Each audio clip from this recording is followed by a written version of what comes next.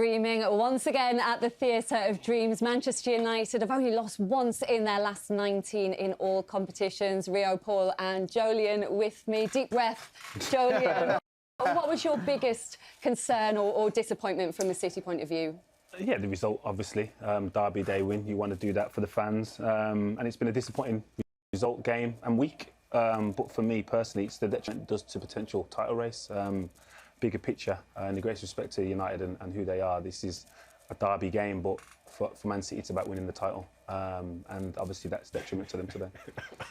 That's a little dig there, wasn't it? He couldn't help himself. A little one. He couldn't help himself. It was all City at the start of the second half, though, Jolyon. They took the lead. Just have your moment here and just talk us through how they picked Man United apart for that goal. No, obviously, Pep recognised the frailties in the first half, and he tweaked it a little bit, and then Kevin De Bruyne exploits the space, and unlike the first half, he played the ball to the back stick, and Jack Grealish, great substitution, obviously came on and scored the goal. But listen, at this stage of the game, City are comfortable, not creating loads of chances, but very comfortable in possession and been able to create the tempo. But yeah, obviously the outcome of the game isn't great.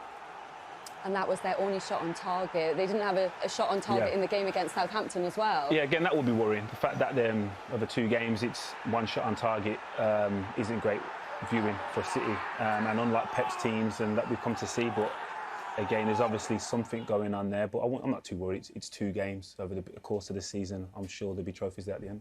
And be honest, at that point, Paul, did you genuinely think Man United had a chance of coming back? I thought if they get 1, there's a good chance of getting 2. It's always likely to happen over the atmosphere. As Jolyon said, I thought City were in good control of the game. 20 minutes after half time, you was slightly worried. I thought Marcus looked like he looked injured to me. He looked like he was injured or lazy. I'm not sure what it was. But these superstar players, they can produce moments that win games, and you have to keep them on the pitch at all times. And I think a special mention for Garnacho as well. I thought it was a massive influence when he came on. Arguably a bit more of an influence than Anthony was, and he's shown when he's come into the game he can beat a man. He's so quick and create a goal. He looks like he's going to score. He runs through all the time, and he made United look really dangerous. And that equaliser is the controversial goal. Rashford was clearly offside, Rio. Peter Walton, though, saying he left it, didn't touch the ball, wasn't interfering with an opponent. I think I know what you're going to say, but how did you see it? It's a goal. No, I just don't think Marcus doesn't impact any of the defenders' running strides, running patterns, or positions.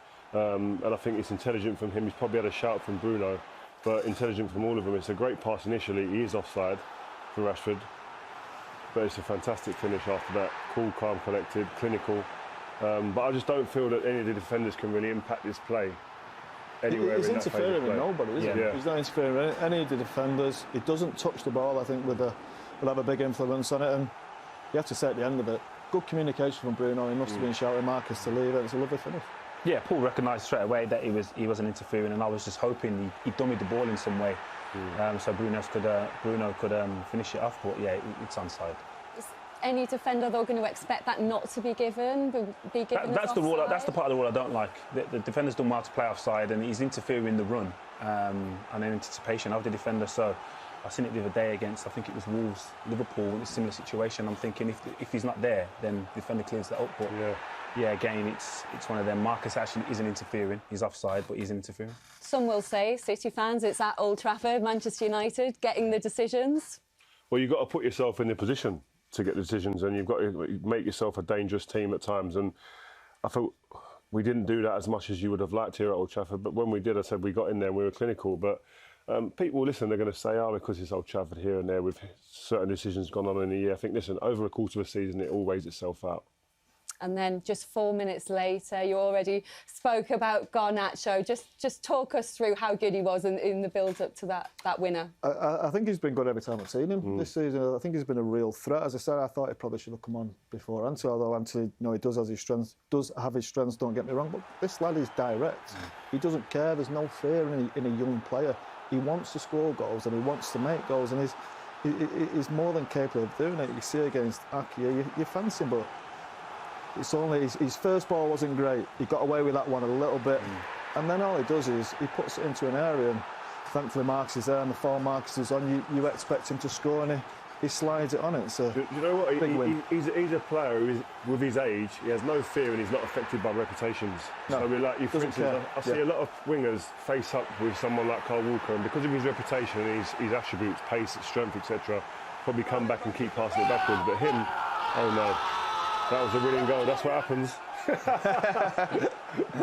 Wow, but yeah, sorry. On fire, isn't he, though, Marcus Rashford at the moment? Just flying, especially here at home. He's unstoppable. As I said, for the first 70 minutes, I thought there was something wrong with him, honestly. I thought, well, he did obviously look like he was injured, but he just didn't look the same. He looked like his appetite had gone a little bit. But as I said, with these players, they can win you games at any point of the game. They can just turn it on like that. And the speed, the power, the strength, the finishing ability. And again, he's won United another game today. Well, I'm sure Pep Guardiola wasn't happy with that equaliser. We can hear from the Manchester City boss now with Jeff.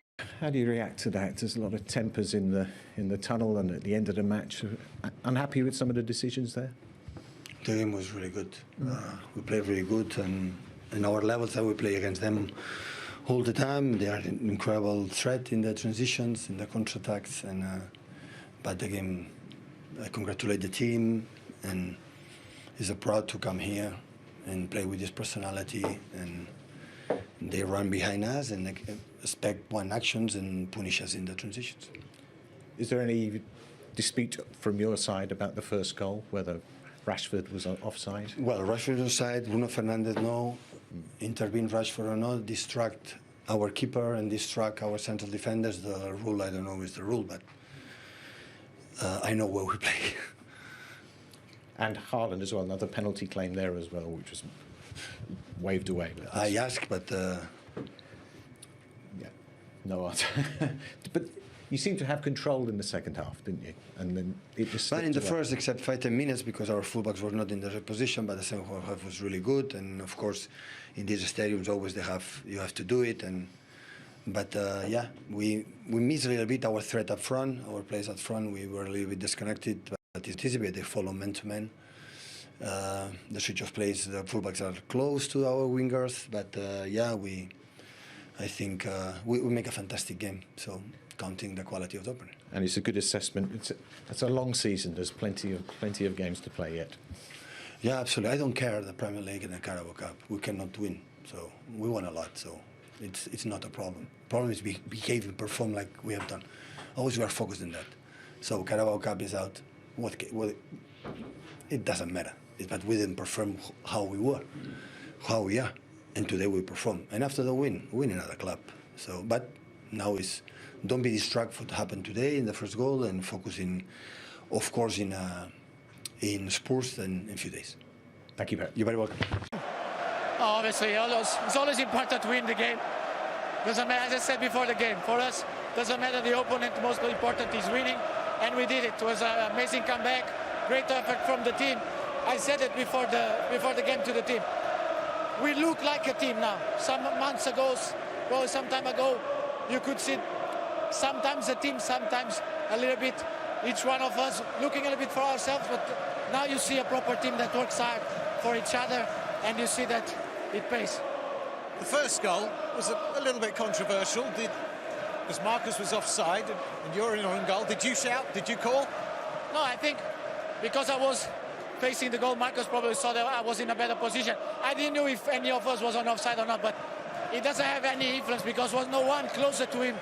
So it doesn't make any influence on the teammates to defend. The only one close was one close to me, so it is what it is. But it's a goal at the end. We are really happy for that. Marcus, the winner. I thought you were injured in the first half. You were going to make the second half. I mean, what a finish. Just a little knock, but in games like this, you have to just try and push through, and thankfully I managed to do that. Obviously, scoring the goal at the end and winning the game, that's what we set out to do. As Bruno said, that's always the aim before every game. This game obviously is a little bit special, but either way, we're pleased to have the 3 points and continue winning at Old Trafford. Needed something to lift you, because at the start of the second half, City looked like they had control. Garnacho changed things. He added some pace in there, didn't he? Yeah, it's a change of dynamics, and I think I've said this many times before, but the options that we've got coming off the bench, even when we've had injuries this year at times in the forward line, and everyone's played out of position. Bruno played out of position today. But as you can see, everyone's putting a shift in, and when you've got players like Garner, young, hungry, full of talent, ready to come on and make a difference. And you know, anything's possible.